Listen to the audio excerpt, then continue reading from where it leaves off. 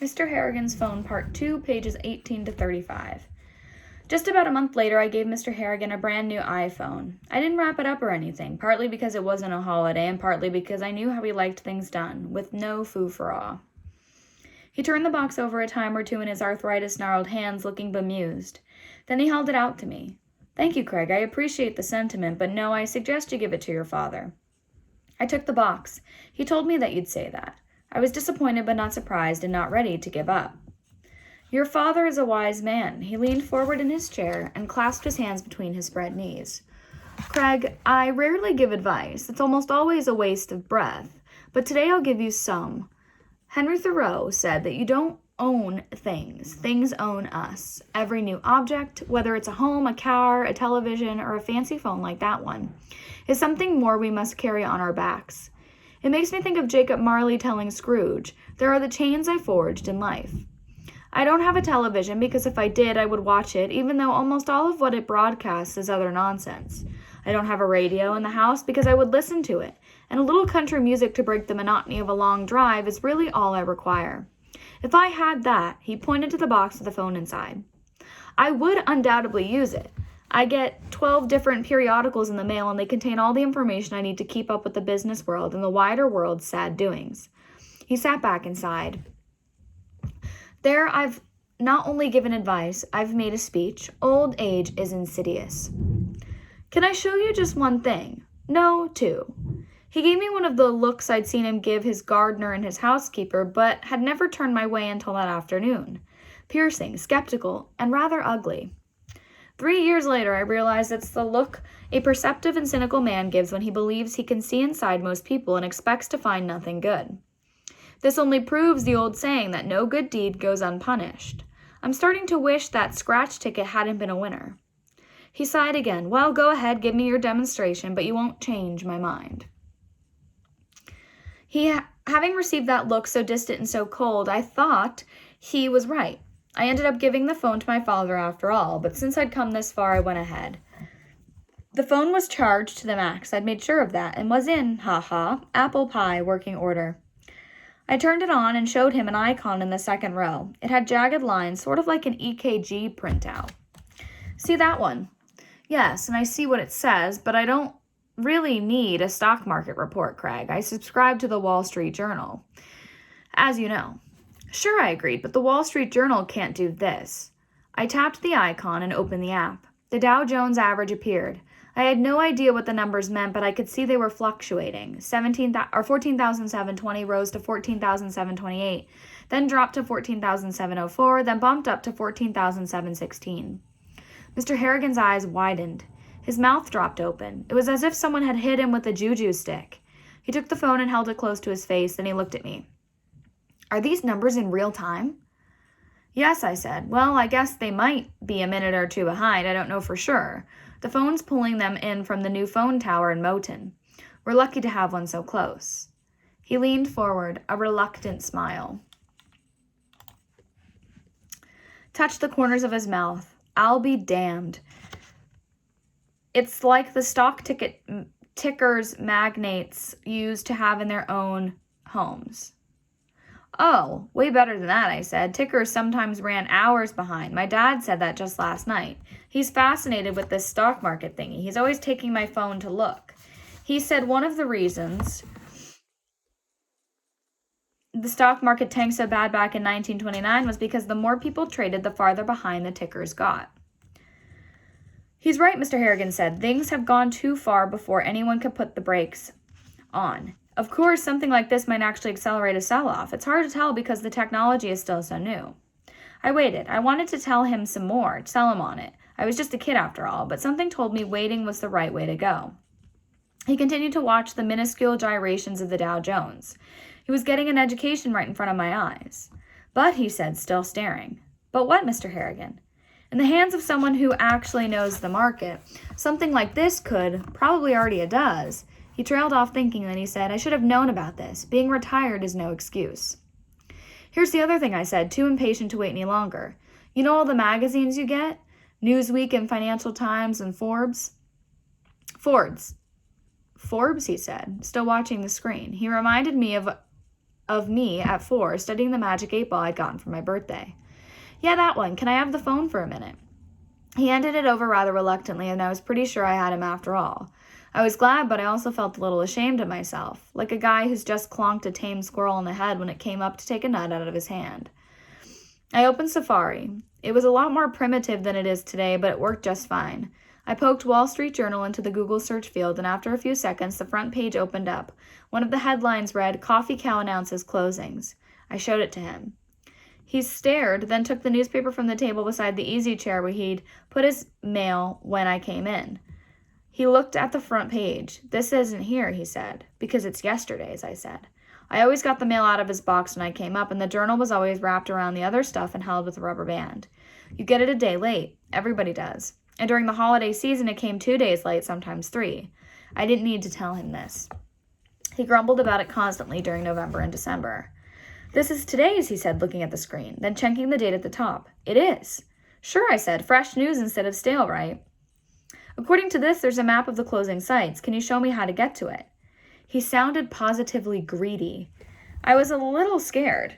He had mentioned Scrooge and Marley. I felt like Mickey Mouse in Fantasia using a spell he didn't really understand to wake up the brooms.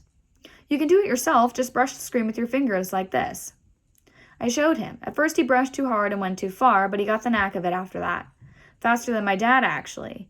He found the right page. "Look at that," he marveled. 600 stores. You see what I was telling you about the fragility of the... He trailed off, staring at the tiny map. "The South. Most of the closures are in the South. The South is a bellwether, Craig. It almost always... I think I need to make a call to New York. The market will be closing soon." He started to get up. His regular phone was on the other side of the room. "You can call from this," I said. "It's mostly what it's for." It was then, anyway. I pushed the phone icon and the keypad appeared. "Just dial the number you want. Touch the keys with your finger." He looked at me, blue eyes bright beneath his shaggy white brows. "I can do that out here in the Willy Wags?" "Yeah," I said. "The reception is terrible thanks to the new tower." "The reception is terrific thanks to the new tower. You've got 4 bars." "Bars?" "Never mind. Just make your call. I'll leave you alone while you do it. Just wave out the window when you're... No need. This won't take long, and I don't need privacy." He touched the numbers tentatively as if he expected to set off an explosion. Then just as tentatively, he raised the iPhone to his ear, looking at me for confirmation. I nodded encouragingly. He listened, spoke to someone, too loud at first, and then after a short wait to someone else. So I was right there when Mr. Harrigan sold all of his Coffee Cow stock, a transaction amounting to who knows how many thousands of dollars. When we finished, he figured out how to go back to the home screen. From there, he opened Safari again. "Is Forbes on here?" I checked. It wasn't. But if you're looking for an article from Forbes you already know about, you can probably find it, and because someone will have posted it. Posted? Yeah. And if you want info about something, Safari will search for you. You just have to Google it. Look, I went over to his chair and entered Coffee Cow in the search field. The phone considered, then spewed a number of hits, including the Wall Street Journal article he'd called his broker about. "Will you look at this?" he marveled. "It's the internet." "Well, yeah," I said. "Well, duh." "The World Wide Web." "Yeah." "Which has been around how long?" "You should know this stuff," I thought. "You're a big businessman. You should know this stuff even if you're retired, because you're still interested." I don't know exactly how long it's been around, but people are on it all the time. My dad, my teachers, the cops. Everyone, really. More pointedly, including your companies, Mr. Harrigan. "Ah, but they're not mine anymore. I do know a little, Craig, as I know a little about various television shows, even though I don't watch television. I have a tendency to skip technology, articles in my newspapers and magazines, because I have no interest. If you wanted to talk bowling alleys or film distribution networks, that would be a different matter. I keep my hand in, so to speak." "Yeah, but don't you see? Those businesses are using the technology, and if you don't understand it..." I didn't know how to finish, or at least without straying behind the bounds of politeness, but it seemed he did. "I will be left behind, that's what you're saying." "I guess it doesn't matter," I said. "Hey, you're retired after all." "But I don't want to be considered a fool," he said, and rather vehemently. "Do you think Chick Rafferty was surprised when I called and told him to sell Coffee Cow? Not at all, because he's undoubtedly had 6 other major clients pick up the phone and tell him to do the same. Some are no doubt people with inside information. Others, though, just happen to live in New York or New Jersey and get the journal on the day it's published and find out that way. Unlike me, stashed away up here in God's country. I again wondered why he'd come to begin with. He certainly had no relatives in town, but this didn't seem like the time to ask. I may have been arrogant, he brooded on this, then actually smiled, which was like watching the sun break through heavy cloud cover on a cold day. I have been arrogant. He raised the iPhone. I'm going to keep this after all. The first thing that rose to my lips was thank you, which would have been weird. I just said, good, I'm glad. He glanced at the Seth Thomas on the wall, and then, I was amused to see, checked it against the time on the phone. Why don't we just read a single chapter today since we spend so much time talking? Fine with me, I said. Although I would have gladly stayed longer and read 2 or 3 chapters. We were getting near the end of The Octopus by a guy named Frank Norris, and I was anxious to see how things turned out. It was an old-fashioned novel, but full of exciting stuff just the same. When we finished the shortened session, I watered Mr. Harrigan's few indoor plants. This was always my last tour of the day and only took a few minutes. While I did it, I saw him playing with the phone, turning it on and off. I suppose if I'm going to use this thing, you better show me how to use it, he said. How to keep it from going dead to start with. The charge is already dropping, I see. You'll be able to figure most of it out on your own, I said. It's pretty easy. As for charging it, there's a cord in the box. You just plug it into the wall. I can show you a few other things if you... Not today, he said. Tomorrow, perhaps. Okay. One more question, though. Why could I read that article about Coffee Cow and look at that map of proposed closing sites? The first thing that came to mind was Hillary's answer about climbing Mount Everest, which we had just read about in school, because it's there. But he might have seen that as smart-ass, which it sort of was, so I said, I don't get you. Really, a bright boy like you. Think, Craig, think. I just read something for free that people pay good money for, even with the journal subscription rate, which is a good deal cheaper than buying off a newsstand. I pay 90 cents or so an issue, and yet with this, he held up the phone just as thousands of kids would hold theirs up at rock concerts not many years later. Now do you understand? When he put it that way, I sure did, but I had no answer. It sounds stupid, doesn't it? He asked, reading either my face or my mind. Giving away useful information runs counter to everything I understand about successful business practices. Maybe. Maybe what? Give me your insights. I'm not being sarcastic. You clearly know more about this than I do, so tell me what you're thinking. I was thinking about the Freiburg Fair, where Dad and I went once or twice every October. We usually took my friend Margie from down the road. Margie and I rode the rides, and all 3 of us ate doughboys and sweet sausages before Dad dragged us to look at the new tractors. To get the equipment sheds, you had to go past the Beano tent, which was enormous. I told Mr. Harrigan about the guy out front with the microphone telling the passing folks how you always got the first game for free. He considered this. Come on. I suppose that makes a degree of sense. You're saying you can only look at one article, maybe 2 or 3, and then the machine, what, shuts you out? Tells you if you want to play, you have to pay? No, I admitted. I guess it's not like the Beano 10 after all, because you can look at as many as you want, at least as far as I know. But that's crazy. Giving away a free sample is one thing, but giving away the store? He snorted. There wasn't even an advertisement. Did you notice that? And advertising is a huge income stream for newspapers and periodicals. Huge. He picked the phone up, stared at his reflection in the now blank screen, then put it down and peered at me with a queer, sour smile on his face.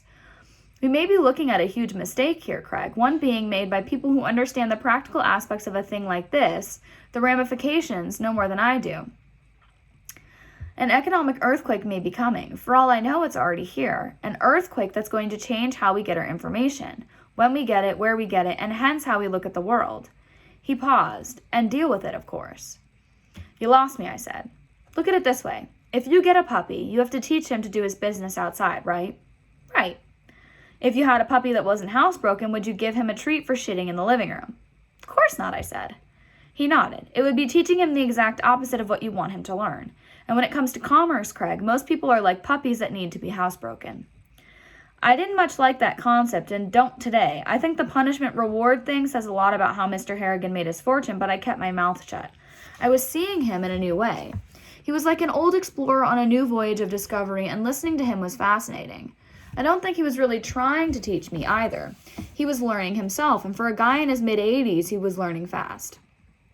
Free samples are fine, but if you give people too much for free, whether it's clothes or food or information, they come to expect it. Like puppies that crap on the floor, then look you in the eye, and what they're thinking is, you taught me this was all right. If I were the Wall Street Journal or the Times, even the damn Reader's Digest, I'd be very frightened by this gizmo. He picked up the iPhone again, couldn't seem to leave it alone. It's like a broken water main, one spewing information instead of water. I thought it was just a phone we were talking about, but now I see, or begin to see. He shook his head as if to clear it. Craig, what if someone with proprietary information about new drugs in development decided to put the test results out on this thing for the whole world to read? It could cost Upjohn or Unichem millions of dollars. Or suppose some disaffected person decided to spill government secrets. Wouldn't they be arrested? Maybe, probably. But once the toothpaste is out of the tube, as they say, aye, well, never mind. You better go home or you'll be late for supper. On my way. Thank you again for the gift. I probably won't use it very much, but I intend to think about it. As hard as I'm able, at least. My brains aren't as nimble as they once were.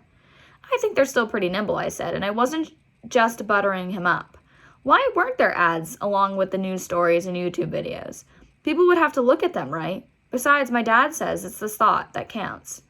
An aphorism more often spoken than adhered to, he said, and when he saw my puzzled expression, never mind, I'll see you tomorrow, Craig. On my walk back down the hill, kicking up clods of that year's last snow, I thought about what he'd said, that the internet was like a broken water main spewing information instead of water. It was true of my dad's laptop as well, and the computers at the school, and ones all over the country. The world, really. Although the iPhone was still so new to him, he could barely figure out how to turn it on.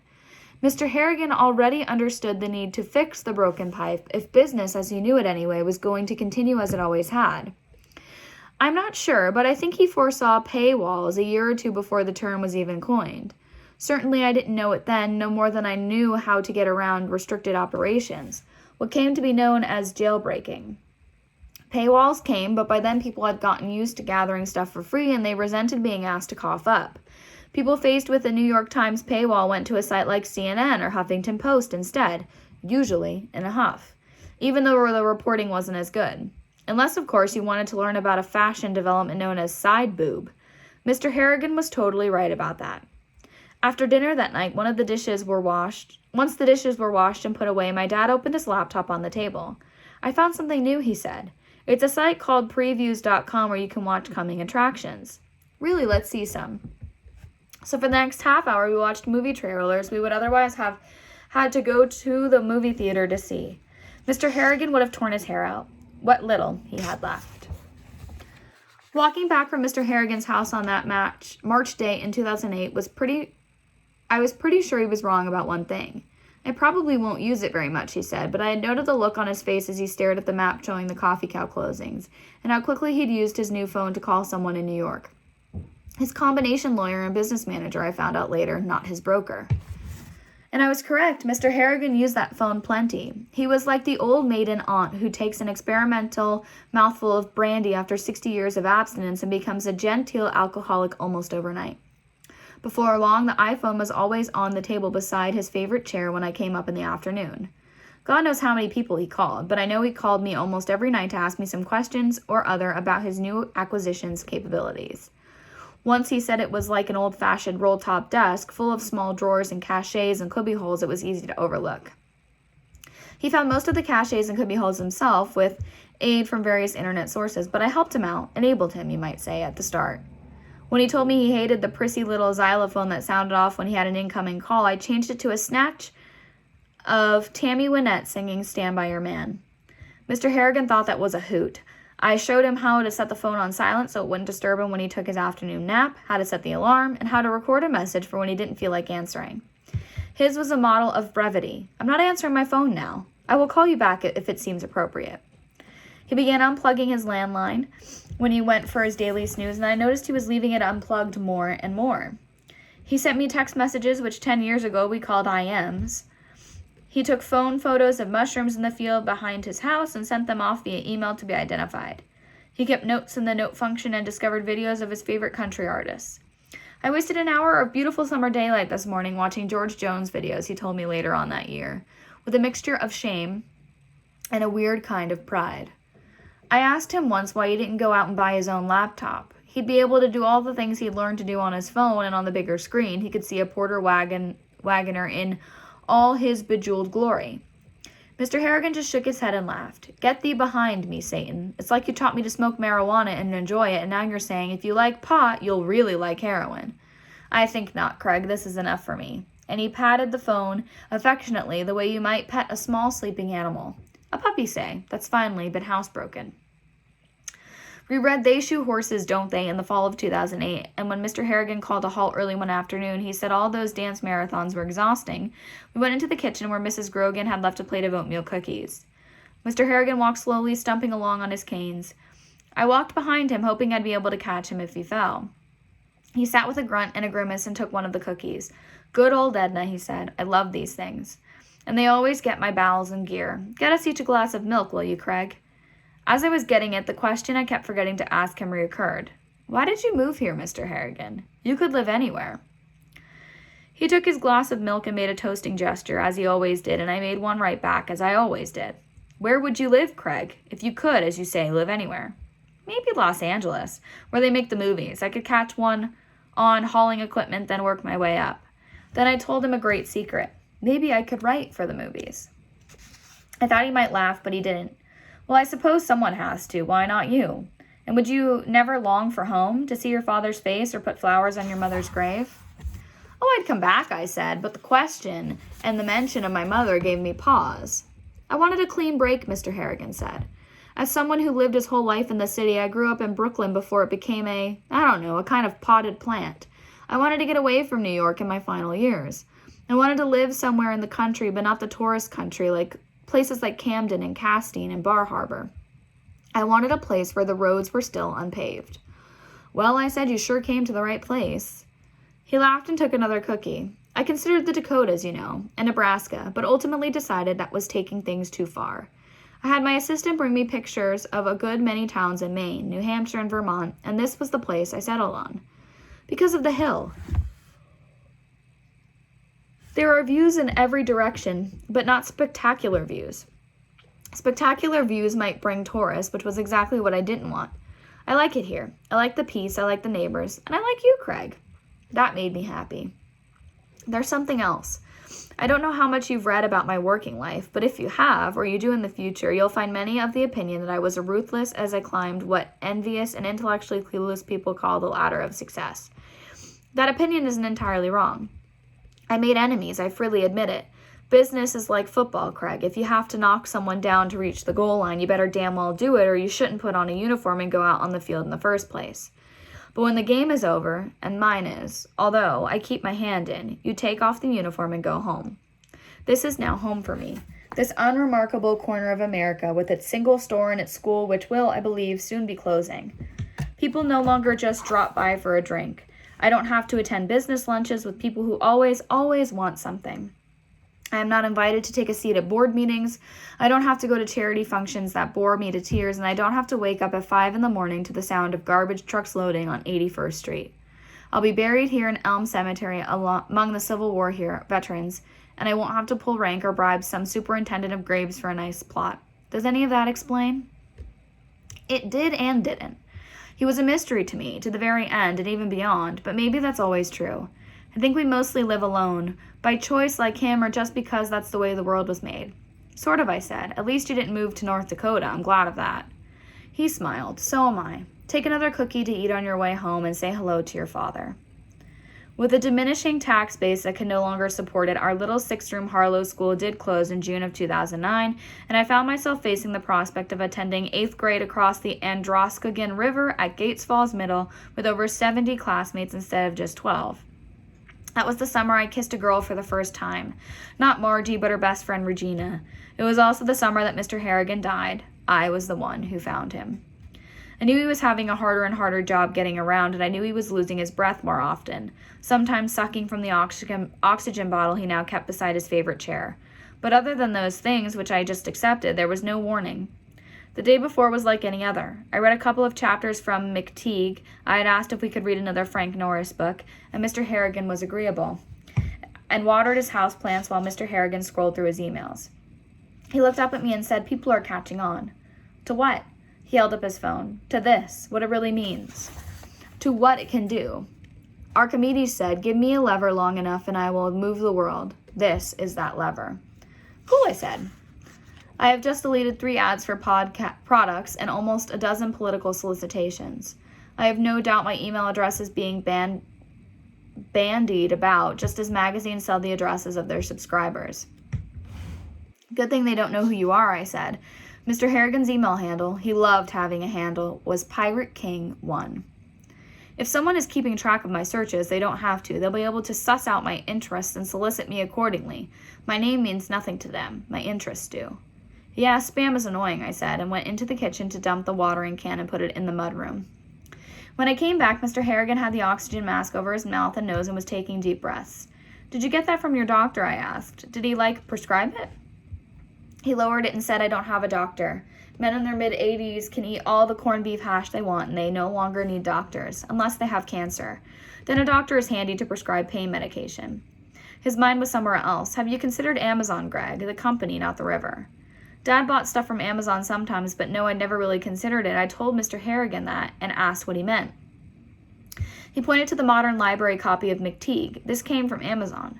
I ordered it with my phone and my credit card. That company used to be just books, little more than a mom-and-pop operation, really, but soon it may be one of the biggest and most powerful corporations in America. Their smile logo will be as ubiquitous as the Chevrolet emblem on cars and this on our phones. He lifted his, showing me the apple with a bite out of it. Is spam annoying? Yes. Is it becoming the cockroach of American commerce, breeding and scurrying everywhere? Yes. Because spam works, Craig. It pulls the plow. In the not-too-distant future, spam may decide elections. If I were a younger man, I'd take this new income stream by the balls. He closed one of his hands. He could only make a loose fist because of his arthritis, but I got the idea. And I would squeeze. The look came into his eyes that I sometimes saw, the one that made me glad I wasn't in his bad books. You'll be around for years yet, I said, blissfully unaware that we were having our last conversation. Maybe or maybe not, but I want to tell you again how glad I am you convinced me to keep this. It's given me something to think about. When I can't sleep at night, it's been a good companion.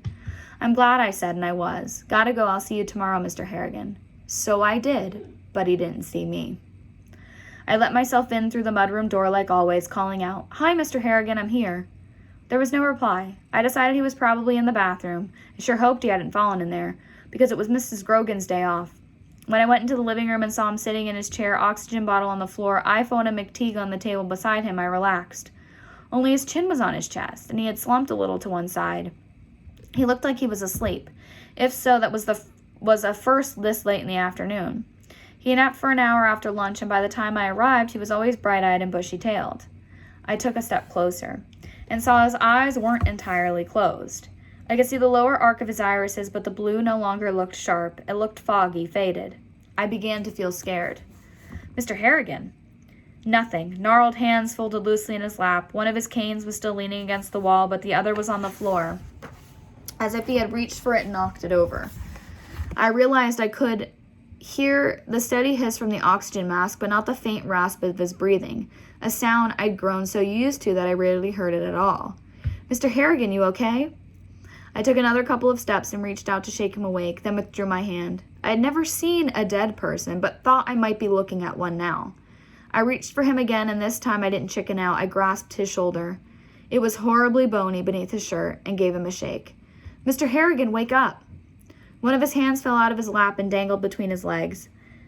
He slumped a little further to one side. I could see the yellowed pegs of his teeth between his lips. Still, I felt I had to be absolutely sure he wasn't just unconscious or in a faint before I called anyone. I had a memory, very brief but very bright, of my mother reading me the story of the little boy who cried wolf. I went into the hall bathroom, the one Mrs. Grogan called the powder room, on legs that felt numb, and came back with the hand mirror Mr. Harrigan kept on the shelf. I held it in front of his mouth and nose. No warm breath misted it. Then I knew. Although looking back on it, I'm pretty sure I actually knew when that hand fell out of his lap and hung between his legs. I was in the living room with a dead man, and what if he reached out and grabbed me? Of course he wouldn't do that. He liked me, but I remembered the look he got in his eyes when he said, only yesterday, when he'd been alive, that if he was a younger man, he'd take this new income stream by the balls and squeeze. And now he'd closed his hand into a fist to demonstrate. You'll find many of the opinion that I was ruthless, he'd said. Dead people didn't reach out and grab you except in horror movies. I knew that. Dead people weren't ruthless. Dead people weren't anything, but I still stepped away from him as I took my cell phone out of my hip pocket, and I didn't take my eyes off him when I called my father. Dad said I was probably right, but he'd send an ambulance just in case. Who was Mr. Harrigan's doctor? Did I know? I didn't. I said he didn't have one. And you only had to look at his teeth to know he didn't have a dentist. I said I would wait, and I did, but I did it outside. Before I went, I thought about picking up his dangling hand and putting it back in his lap. I almost did, but in the end I couldn't bring myself to touch it. It would be cold. I took his iPhone instead. It wasn't stealing. I think it was grief because the loss of him was starting to sink in. I wanted something that was his, something that mattered. I guess that was the biggest funeral our church ever had. Also the longest cortege to the graveyard, mostly made up of rental cars. There were local people there, of course, including Pete Bostwick, the gardener, and Ronnie Smits, who had done most of the work on his house and gotten wealthy out of it, I'm sure, and Mrs. Grogan, the housekeeper. Other townies as well, because he was well-liked in Harlow, but most of the mourners, if they were mourning and not there just to make sure Mr. Harrigan was really dead, were businessmen from New York. There were no family, I mean zero, zilch, nada, not even a niece or a second cousin. He'd never married, never had kids, probably one of the reasons Dad was leery about me going up there at first, and he'd outlived all the rest. That's why it was the kid from down the road, the one he paid to come and read to him, who found him.